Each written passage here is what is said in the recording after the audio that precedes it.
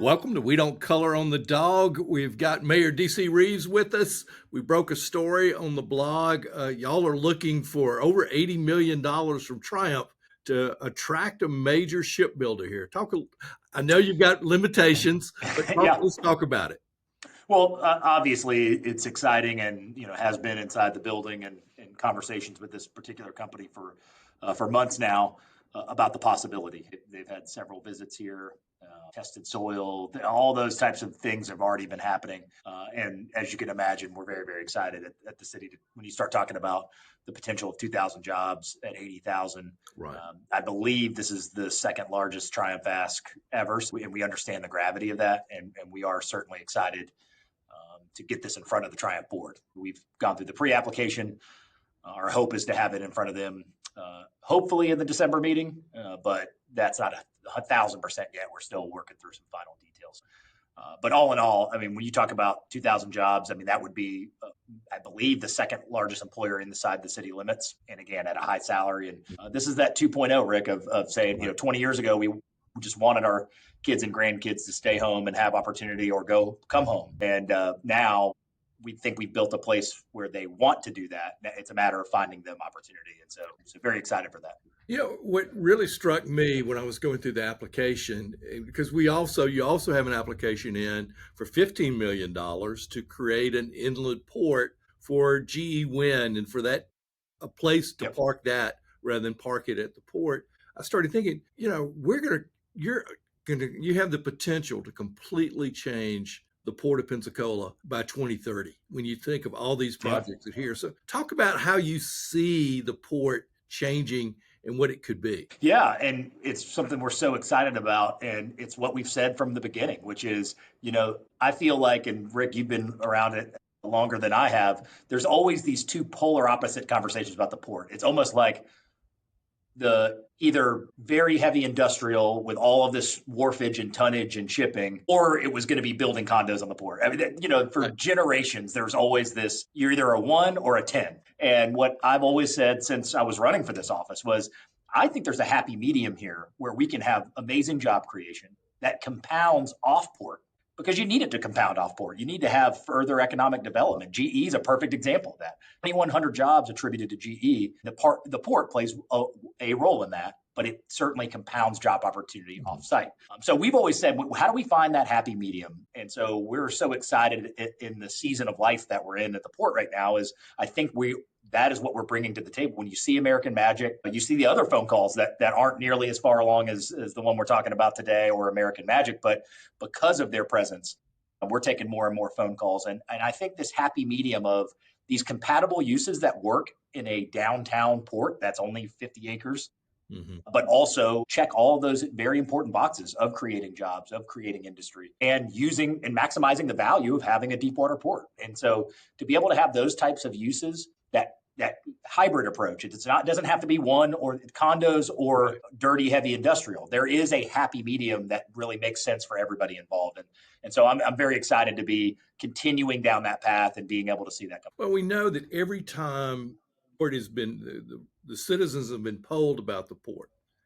There and there have been a lot of developers that have been very interested in that piece of those 50 acres there, that the public continually comes back and wants to keep the port. And it struggled up until about 10 years ago. It was really struggling to make ends meet, and it was actually being subsidized. What I get excited about and looking in this proposal for the shipbuilder, it's thin because this is the placeholder. This starts the process. So we'll get more detail as you have to go to the next stage. But you start looking at the amount of jobs that we can produce at the wages that we're talking about. I Yeah. mean, you're looking at we're going to be opening up, American Magic, their headquarters will be officially opening in January. This really takes advantage of an asset that's been sort of dormant for a while. Yeah, and I think we tried to come in and change what I call the scoring rubric at the Mhm. port. And I think what happened, because of lots of the conflicting priorities and conversations around our community, some wanting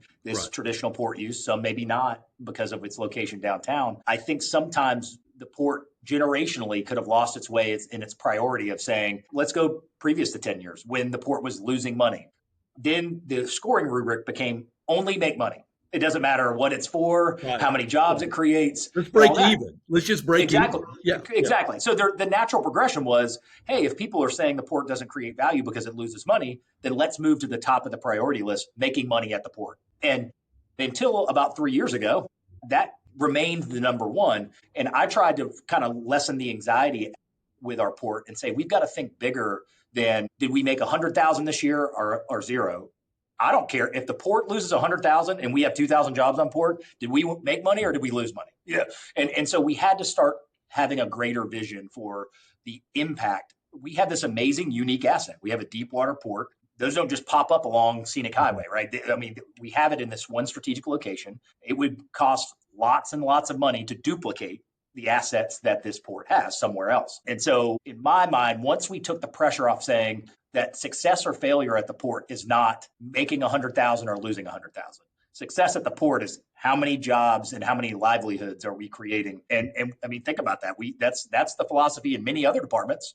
We don't make money in Parks and Rec, that's for sure. It's an asset that we make this to have a higher quality of life for our citizens. So I think when the administration, myself and our leadership kind of came in and said, let's stop judging this solely on making 300,000, 200. We wanted to make 10 million. Don't get me wrong. We certainly push for that, but we also need within that scoring rubric needs to be what kind of compounding impact does our efforts on port have off port? And with these projects, American Magic, and certainly the one we're talking about today, we could never chase revenue at the port that would ever match the type of impact that something like this could have. Yeah, we talked a little bit before we got online, and I think probably for our viewers and our readers, explain a little bit about the type of shipbuilding. We know what Pascagoula looks like when they're working on the huge ships they're working on, and we know what's happening in Mobile. Talk a little bit about what you can share about the type of Yeah, shipbuilding. sure. So what I can tell you is, again, shipbuilding is a big word, right? You Right. have industrial, building barges, things like that, all the way down to much smaller uses.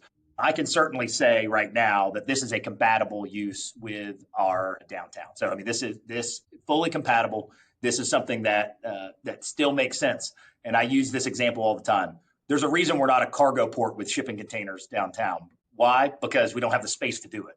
Same thing. We're trying to balance a nice, vibrant downtown with port traffic and trains and everything else that comes in. So what I can tell you now is we are strategic and mindful about the highest and best use of creating jobs, but also the harmony between creating jobs and having a port located where it is. And so those have been ground floor conversations with this particular company, and that we fully expect, and they fully expect that the use and how they're going to be getting into this industry is going to be something from a noise perspective and all of that's going to fit the mold of our downtown and our port working together. Okay.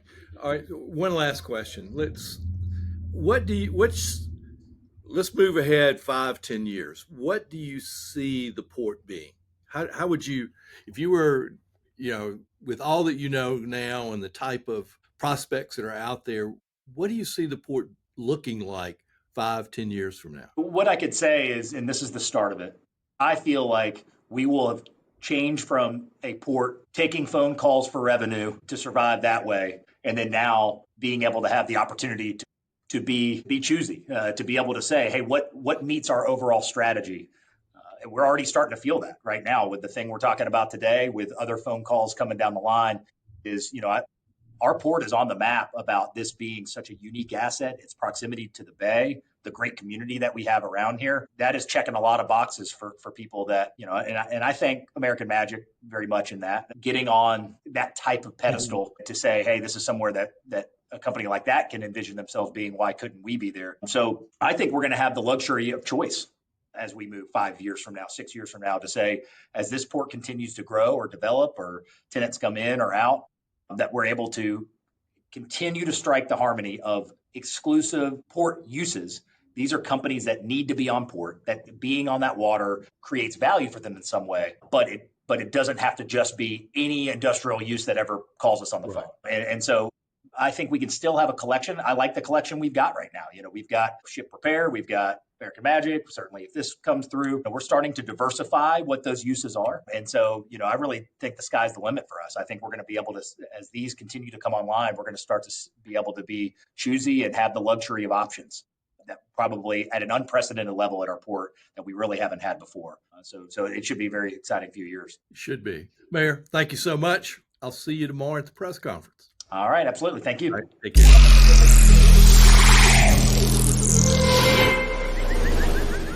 Thanks for watching, and to keep up with what's going on, be sure and subscribe. Just click on the little dog to the right and click the subscribe button. You can also like this video and click on the bell, which will notify you of new content. This really helps the channel grow. We appreciate you.